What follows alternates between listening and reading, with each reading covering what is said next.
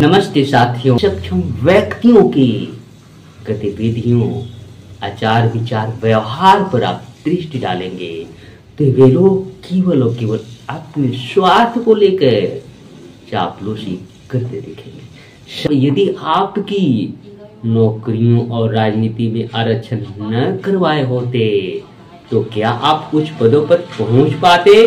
क्यों बाबा साहब ने जब सामाजिक समानता को लेकर संघर्ष किए और संघर्ष के दौरान उन्होंने यह स्पष्ट कहा कि आप लोग शिक्षित बने, संगठित हो और संघर्ष जारी रखें। ये बातें आपको अगर अच्छी लगी तो आप विभिन्न ग्रुपों में शेयर करें और कमेंट करके आप अपने विचारों से मुझे अवगत अवश्य कराएं।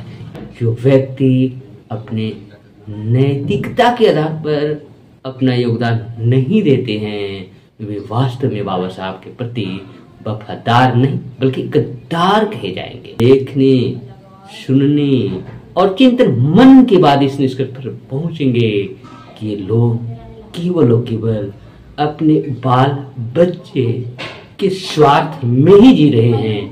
बाबा साहब के नाम लेने तक उन्हें इतराज होता है। आधुनिक किस्म के कीमती सामान ये सब के सब बाबा साहब की देन है। भला यही होगा कि वे इस बातों पर ध्यान देकर वे अपने नैतिक कर्तव्यों और सामाजिक जिम्मेदारियों को पूरा करने के लिए आगे आए।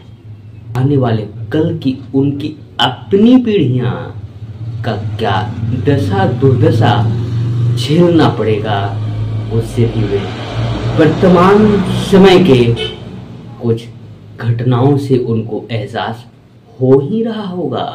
अब आप सोचते होंगे कि हम सब अपनी क्षमता, सामर्थ्य, प्रतिभा, योग्यता और बुद्धि बल से ये सब कर लेते हैं, परंतु बंधुओं आपका ऐसा सोचना दीवा स्वर पर मात्र है। क्यों?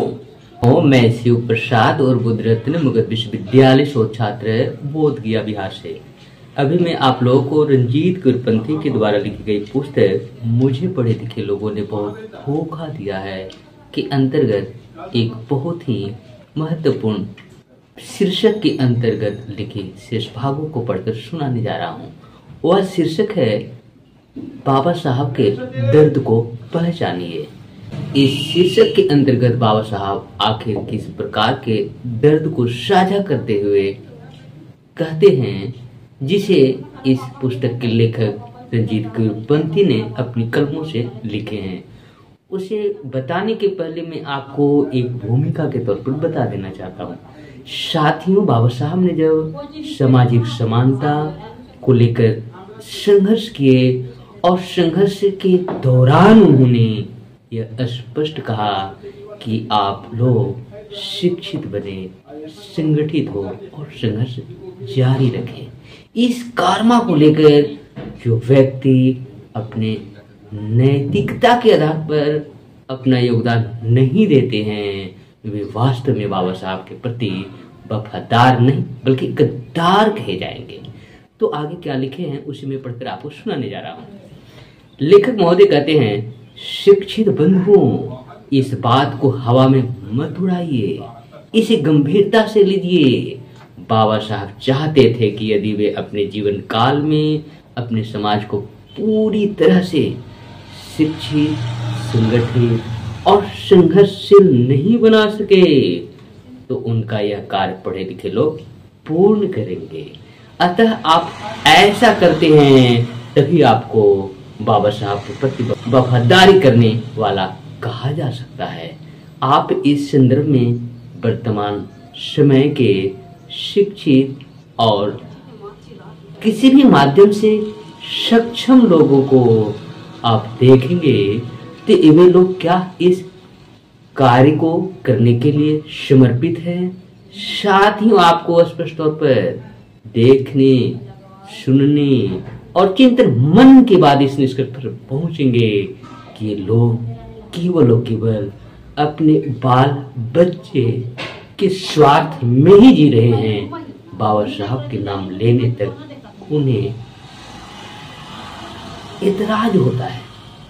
आगे बाबा साहब के बारे में क्या लेखक महोदय लिखे हैं उसे आप ध्यान से सुने।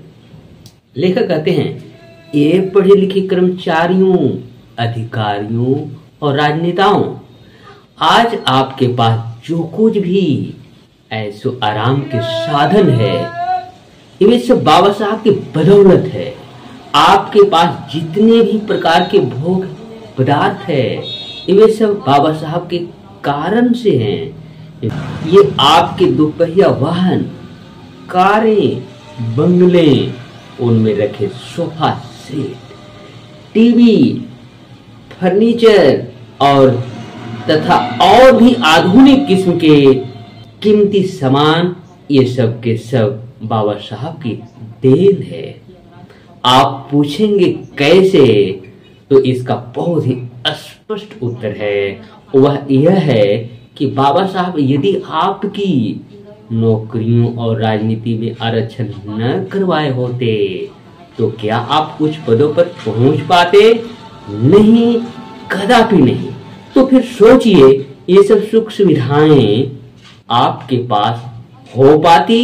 इसका भी उत्तर नहीं होगा। साथियों, इतनी स्पष्ट बात जो लेखक महोदय अपनी इस पुस्तक के माध्यम से हमारे अछूत वर्ग में आने वाले तमाम जातियों के निकम्मे अधिकारी, पदाधिकारी और राजनेताओं को समझने के लिए लिखे हैं। अब भला यही होगा कि वे इस बातों पर ध्यान देकर वे अपने नैतिक कर्तव्यों और सामाजिक जिम्मेदारियों को पूरा करने के लिए आगे आए। अगर ऐसा नहीं करते हैं तो आने वाले कल की उनकी अपनी पीढ़ियां का क्या दशा दुर्दशा झेलना पड़ेगा, उससे भी वे वर्तमान समय के कुछ घटनाओं से उनको एहसास हो ही रहा होगा। अब आगे क्या लिखते हैं उसे भी आप गौर से सुनें। लेखक कहते हैं, आप सोचते होंगे कि हम सब अपनी क्षमता, सामर्थ्य, प्रतिभा, योग्यता और बुद्धि बल से ये सब कर लेते हैं, परंतु बंधुओं, आपका ऐसा सोचना दिवास्वर पर मात्र है। क्यों? क्योंकि आपके पूर्वज में भी तो इंसान थे, मेहनती थे। क्या आपकी तरह उनमें क्षमता, सामर्थ्य, प्रतिभा, योग्यता इत्यादि नहीं थे? क्या उनमें बुद्धि बल नहीं था? क्या परिश्रम में वे आपसे किसी प्रकार से कम थे? यदि नहीं तो फिर वे भी आपकी तरह ऐसा ही भोग, ऐश्वर्य की सामग्री क्यों नहीं जुटा सके? क्यों वे गांव बस्ती के बाहर छपरों में जानवरों की तरह रहने के लिए मजबूर रहते थे? क्यों वे फटे पुराने चित्रे पहनते थे? क्यों वे लोगों की चुट्ठन खाकर अपना पेट भरते थे? इन सब बातों का सिर्फ एक ही उत्तर है, और वह यह है कि आपकी तरह का उनका आरक्षण, संरक्षण नहीं था। साथियों, वर्तमान समय में समाज के लिए योग्य और कर्तव्य निभाने के लिए सक्षम व्यक्तियों की गतिविधियों, आचार, विचार, व्यवहार पर आप दृष्टि डालेंगे तो वे लोग केवल और केवल अपने स्वार्थ को लेकर चापलूसी करते दिखेंगे। साथियों, ये बातें आपको अगर अच्छी लगे तो आप विभिन्न ग्रुपों में शेयर करें और कमेंट करके आप अपने विचारों से मुझे अवगत अवश्य कराएं।